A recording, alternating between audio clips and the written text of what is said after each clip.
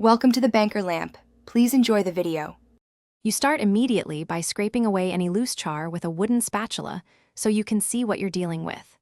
Fill the pot with hot water to cover the scorched area by about 1 to 2 inches, and add 2 to 3 tablespoons of baking soda or half a cup of vinegar to start breaking the residue down. You'll notice bubbling or softening within minutes. Once you see that action, let it sit while you prepare the next step so the chemicals can lift the burn. Once done with the soak, place the pot back on medium heat and bring the solution to a gentle boil for 5 to 10 minutes. This helps dissolve carbonized sugars and oils.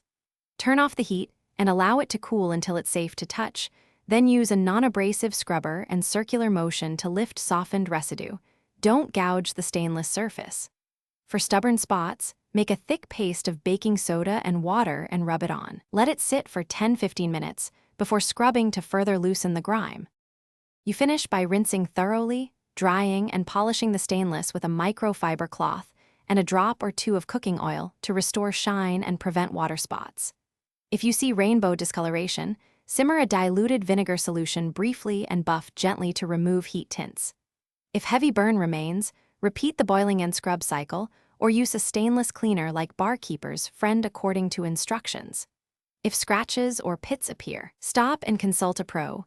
Don't keep scrubbing damaged metal.